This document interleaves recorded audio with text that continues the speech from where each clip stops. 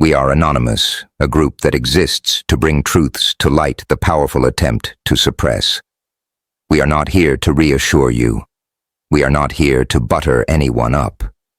We are here to lay bare what they would have you keep hidden. And today we lay bare the final embarrassment of Karoline Leavitt. Embarrassment born of her last-ditch effort to defend Donald Trump against irrefutable proof. This is the tale of how a young press secretary sacrificed her career to cover up for a man who was connected to Jeffrey Epstein, and how Trump's falsehoods pulled her under with him. Karoline Leavitt has reached the stage of her career where she must defend the indefensible. She proceeded to X what was formerly Twitter and posted what can only be called an excretion. She alleged that the just-surfaced birthday letter from Donald Trump to Jeffrey Epstein, including a sketch of a woman's body and Trump's autograph, was not real. She said it was a hoax, characterized the Wall Street Journal's reporting as false, and called out a reporter for not allowing the White House any time to respond. She referred to it as fake news to keep the Democrat Epstein hoax alive. But here is the rub. The Wall Street Journal had already printed out photographic evidence of that very same letter. It was a crude drawing of a nude woman with typewritten lines within and capped with "Happy Birthday." At the bottom in the pubic area of the sketch was a scribble which handwriting experts have verified to be consistent with Trump's signature during that time. This was no fabrication. It was authentic, and it was something Trump had earlier on denied existed. Forensic experts have indicated that the signature is almost identical with Trump's handwriting pattern. Even reporters, side by side with older letters, attested to the match. The ruling is certain. The letter is authentic. Trump had insisted the drawing didn't exist. Today, the proof indicates that it does.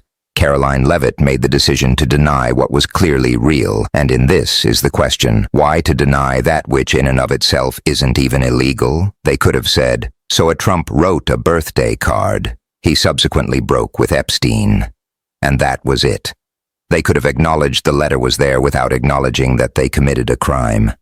But they didn't. They doubled down. They lied. They claimed it was phony. It's telling us that they are aware that once they confess the truth about this letter, everyone will start asking what else Trump and Epstein got up to in secret. Whatever the entire truth is, it has to be worse than the letter alone. Their desperation is the actual confession. This defense doesn't simply appear dishonest, it appears guilty. Karoline Leavitt is now a young press secretary not articulating policy, not justifying ideas, but denying facts, spinning conspiracies, and covering up a man involved with a sex trafficker. Her political career now consists of defending Trump against his past association with Epstein. Years from now, when she sits back and reflects, will she indeed refer to this as a youthful indiscretion? Or will she realize it for what it is, her last humiliation? Think of the circumstances. Trump has been caught lying over and over about his connection to Epstein. He once referred to Epstein as a terrific guy and conceded that they both had a taste for young women. Later, he said he barely knew Epstein, then that he parted ways when Epstein was implicated. But witness accounts and photographs established Trump spent years socializing with Epstein. The letter with its suggestive imagery cannot be written off as fabrication. It is placed alongside entries from Bill Clinton, Alan Dershowitz, Les Wexner, Vera Wang, and others. Some entries are innocent, some horrific. But Trump's is different due to his previous denials. He lied, and the proof is out there now. Rather than confront this in an honest manner, Karoline Leavitt took the route of blind allegiance. She preceded cameras and called it phony. Her words were empty. They could not suppress photographic evidence. She decided to risk her reputation on defending Trump. She invalidated her credibility. It does not end there. Democrats have been accused for years by Trump's movement of covering up sex trafficking. They propagated such conspiracy theories as Pizzagate and QAnon, where they said Hillary Clinton or Joe Biden were operating child sex rings. They assured their supporters that Trump would rescue the children. And now those same individuals are going out of their way to defend Trump's well-documented relationship with Epstein.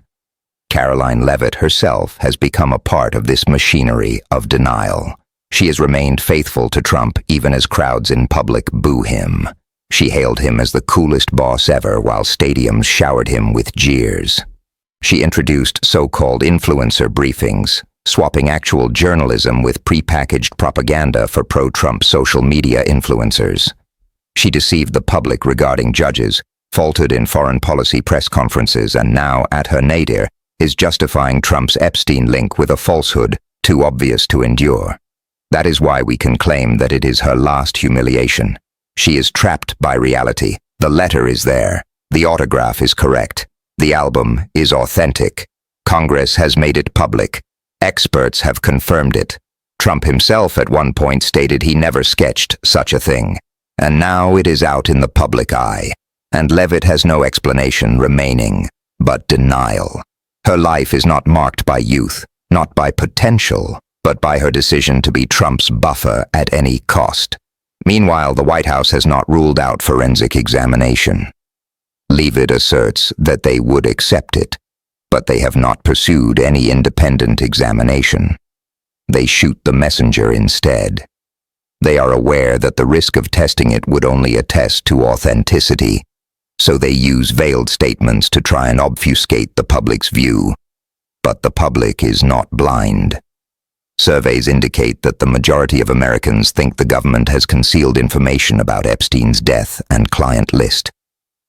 Suspicion is building across party lines that the truth is worse than acknowledged, and Trump's behavior filing lawsuits in denial of overt evidence thrust Leavitt to the forefront as his attack dog, deepening the suspicion. This is where Karoline Leavitt is today. A young press secretary once aspiring to have a career-shaping policy is now defined by justifying the ugliest secrets of a scandal-plagued man. She buried the truth and, in the process, buried herself. This is her ultimate humiliation, her real-time political obituary.